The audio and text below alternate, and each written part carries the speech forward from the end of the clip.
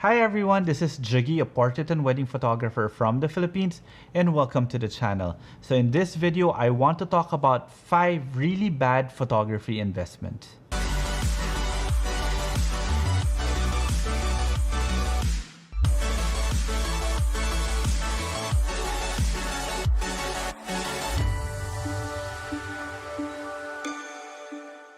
So before anything else, if you guys haven't subscribed to the channel and would want to learn more about off-camera flash photography or basically just photography in general, please do consider subscribing to the channel. And while you're at it, click that notification bell so that you get notified every time I upload a new video. And if you want to see some of my images, you could always follow me on Instagram. Now, it is actually on Instagram that I posted this very simple question because I've already done a video before about my worst photography investments, and I will just put a link in the description below when it comes to that.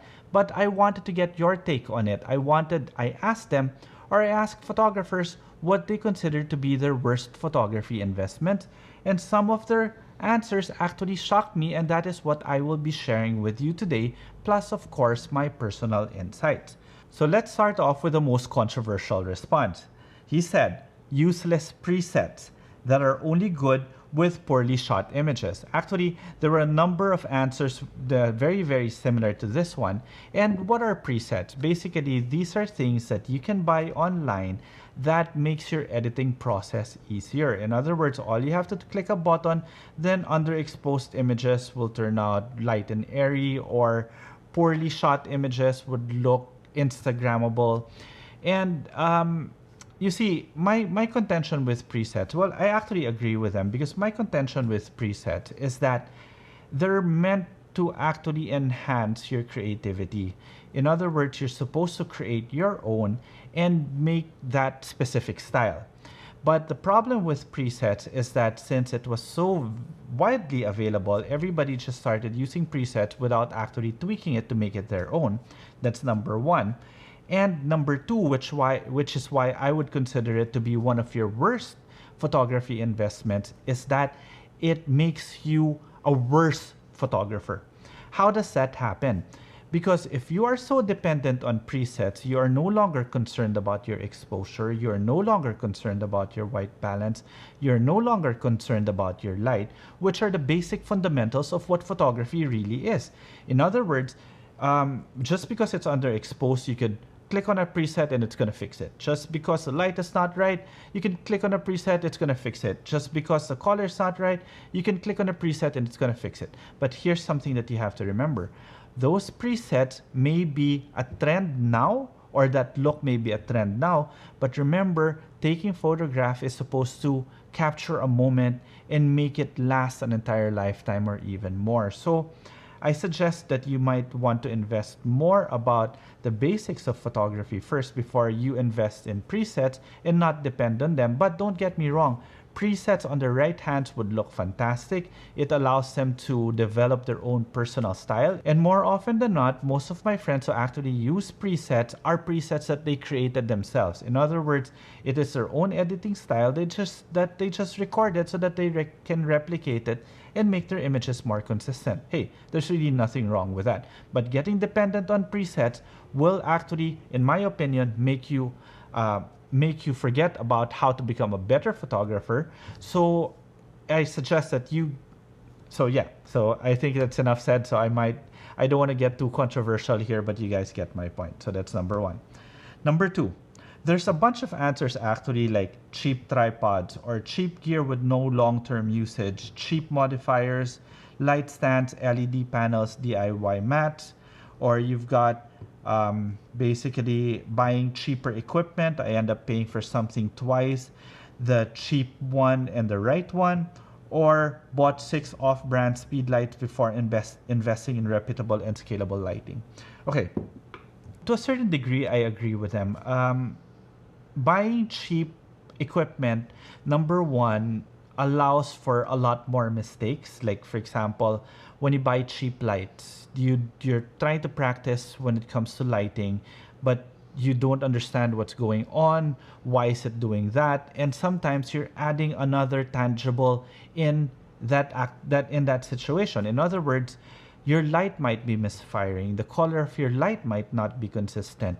You know, a lot of those things you may not notice when you're just beginning in terms of photography, but eventually you will see it. And it's always best to just remove that and actually get a good branded light that's very consistent in terms of power and color, so that whenever you're practicing, you're actually just practicing on the principles of photography rather than having to deal with equipment that might not actually be performing as advertised. And another thing would be, let's say, cheap tripods. Cheap tripods, imagine buying a $2,000, $3,000 camera and putting it on a tripod that costs less than $100.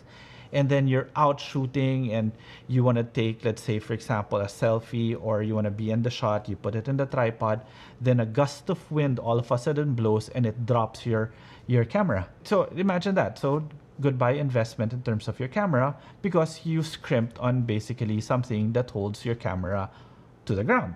So yes, I agree with that. Cheap tripods, cheap equipment, lighting also.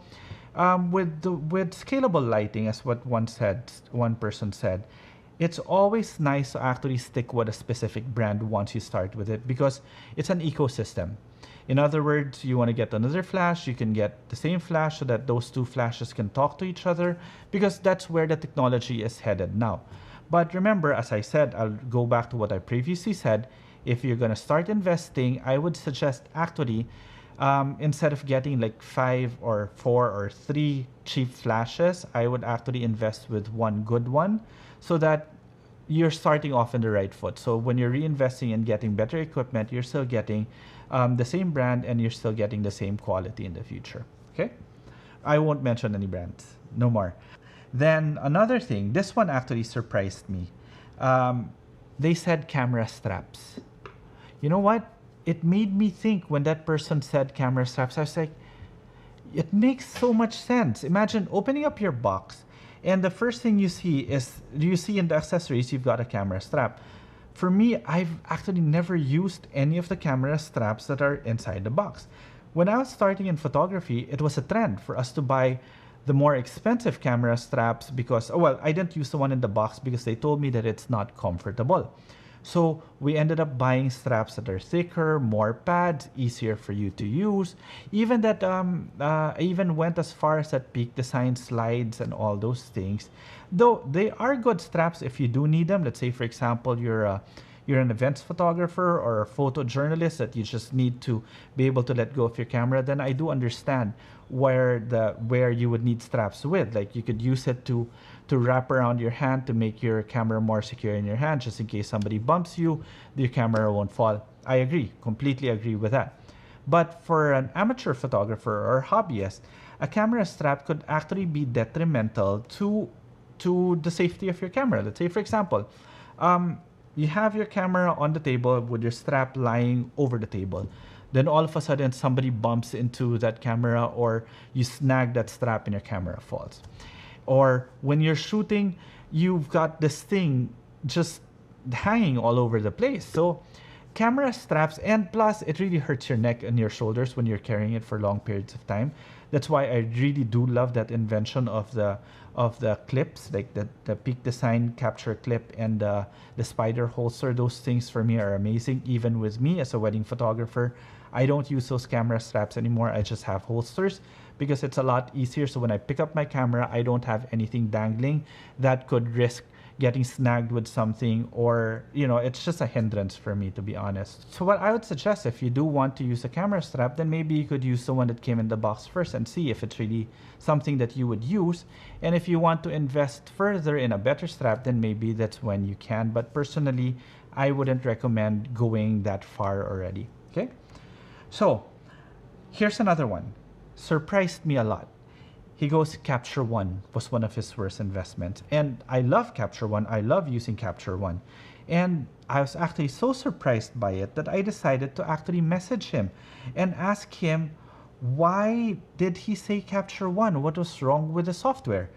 And he gave such a beautiful answer, and I want to read it to you guys. I've been using Lightroom for years, thought Capture One might be better after reading about better results from others online.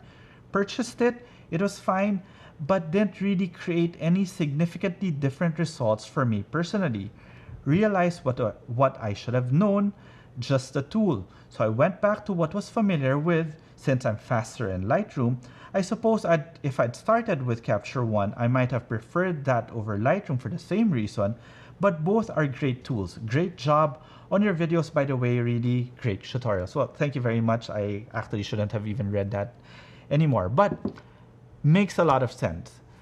The worst investment, from what I picked up here, one of the worst investments that you can make is going with the trend. In other words, just because everybody is using it or saying good things about it doesn't necessarily mean that it's good for you.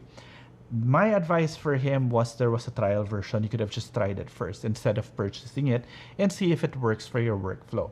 But it's really more important for you before you actually get into something is not to be swayed by what other people are saying. Because let's say, dare I say, I actually won't name any brands here, but there is a flash system that's widely used by a lot of photographers and everybody raves about it. And I actually tried it and I find it to be honest, it may be cheap, it's affordable, maybe that's why it's very popular with everyone.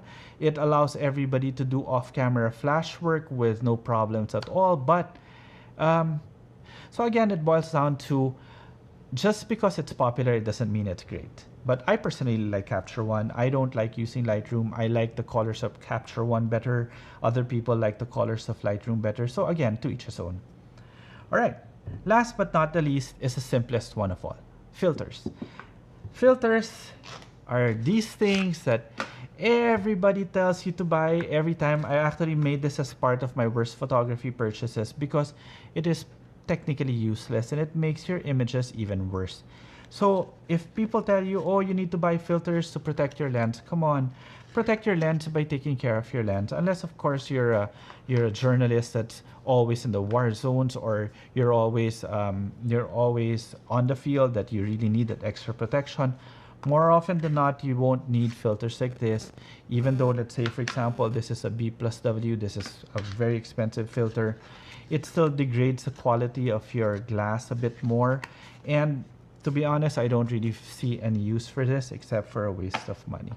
Okay, so I hope you guys enjoyed this video. And again, all these things that I was saying is basically just a reaction to what you guys sent me.